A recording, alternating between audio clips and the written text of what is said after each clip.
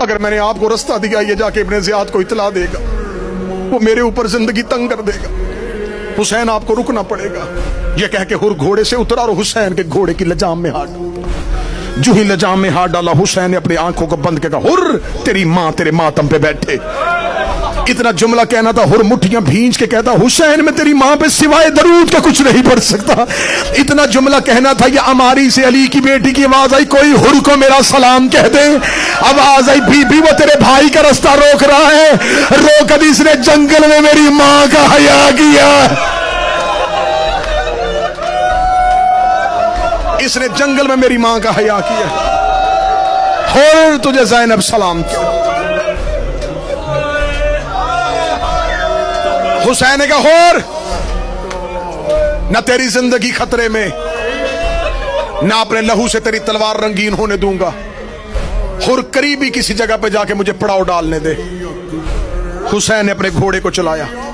مقتل ابو مخنف کی روایت ہے، 6 گھوڑے بدلے حسین نے، 6 کے 6 گھوڑے رکے رہے اور کوئی بھی نہیں چل رہا۔ آخر زہرا کا غریب گھوڑے کی زین سے اترا، ریت اٹھائی، سونگی۔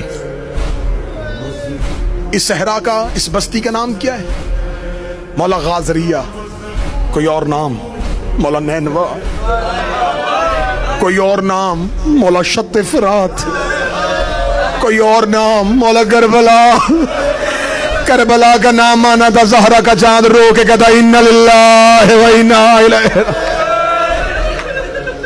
سیدہ کے چاند کی آواز ہے، جس زمین کا وعدہ تھا وہ آ گئی۔ عباس، جی آقا۔ عباس، ہماریاں روکو، خیمے لگاؤ، عباس ہم یہاں پڑاؤ کریں گے، لیکن عباس رکنے سے پہلے پتا کرو یہ زمین کس کی ملکیت ہے۔ سخی عباس نے اپنا گھوڑا چلایا، گھوڑا چلا کے غازریہ کے ٹیلوں کے اوپر ایک بستی، ایک آبادی تھی، عباس وہاں پہ گئے۔ عباس کا گھوڑا قبیلہ بنی اسد میں داخل ہوا۔ قبیلہ بنی اسد کے بچوں نے، جوانوں نے، خوبصورت جوان، چہرے پہ وہ خوبصورت داڑھی، ماتھے پہ سجدے کا نشان، چہرے پہ نور الہی۔ بنی اسد نے گلیوں میں رستہ دینا شروع کیا۔ قبیلہ بنی اسد کا سردار اپنے گھر سے نکل کے آیا، اپنے ابروؤں کو اٹھا کے عباس کو دیکھا۔ عباس کو دیکھا تھا، کون ہے؟ آواز آئی، مسافر، میری بستی میں کیوں آیا ہے؟ عباس دیکھے تھے، تجھے میرے سردار نے بلایا ہے۔ اگلی سطر میں گھر تک ہائے کہو گے۔ جب عباس کہا تجھے میرے سردار نے بلایا ہے، بنی اسد کا بوڑھا دیکھتا، تیرا بھی کوئی سردار ہے؟